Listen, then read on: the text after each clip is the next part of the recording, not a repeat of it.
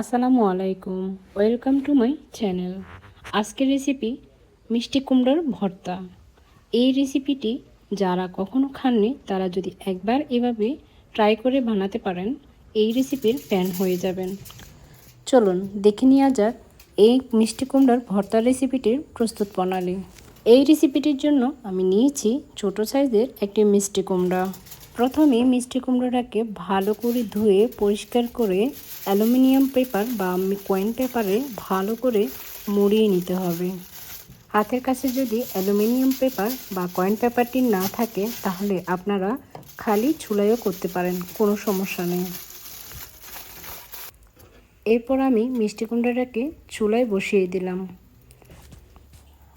আমি প্রথম পর্যায়ে চুলার জাল বাড়িয়ে দিয়েছি এবং কি মিষ্টি কুমড়াটি গায়ে ভালোভাবে তাপ লাগিয়ে নিচ্ছি, না হলে মিষ্টি কুমড়ার গায়ে ভালোভাবে তাপ লাগবে না। কোনো কোনো ক্ষেত্রে চুলার আগুনের উপর ডিপেন্ড করে। আপনারা ভালো করে মিষ্টি কুমড়ার গায়ে তাপ লাগিয়ে নেবেন, না হলে কোনো দিক দিয়ে হবে, কোনো দিক দিয়ে সিদ্ধ হবে না। এরপর দুটো খুন্তির সাহায্যে মিষ্টি কুমড়োটাকে এপিঠ ওপিঠ উল্টিয়ে নিয়ে ভালো করে সেদ্ধ করে নিতে হবে। চুলার মাঝারি আছে মিষ্টি কুমড়োটাকে 20 মিনিট সেদ্ধ করুন। এরপর একটি প্যানে 1 টেবিল চামচ কালো জিরা দিয়ে ভালো করে একটু টেলে নিতে হবে, যাতে কালো জিরার একটা ফ্লেভার বের হয়ে যায়। ভালো করে টেলে নেওয়ার পর কালো জিরাগুলো ঠান্ডা হতে রেখে দিয়ে আমি মিষ্টি কুমড়াটা নামিয়ে ফেললাম।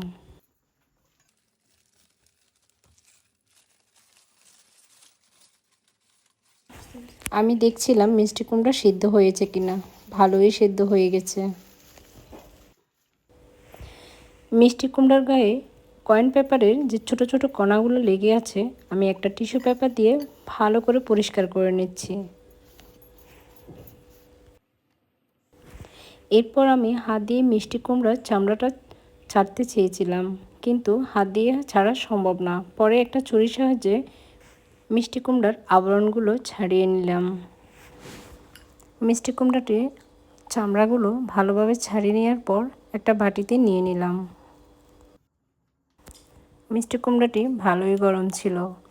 একটা ছুরির সাহায্যে দুভাগ করার পর একটা চামচ দিয়ে মিষ্টি কুমড়ার বিচিগুলো ভিতর থেকে ভালোভাবে পরিষ্কার করে নিলাম।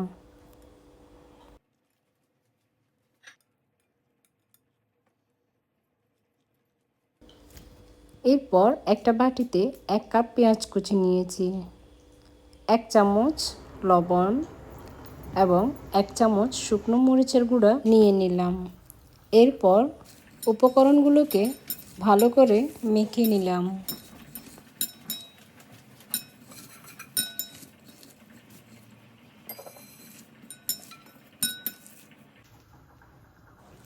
তারপর টেলে রাখা কালো জিরাগুলো দিয়ে দিলাম। এরপর 2 টেবিল চামচের মতো সরিষার তেল দিয়ে নিলাম।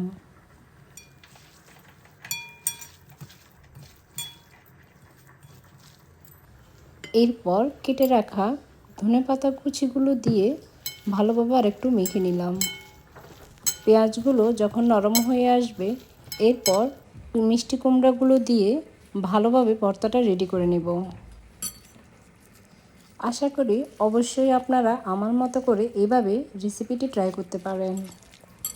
ভর্তা খেতে যারা খুব বেশি পছন্দ করেন, আমার মতো করে এভাবে বানিয়ে নিলে এই ভর্তার ফ্যান হয়ে যাবেন।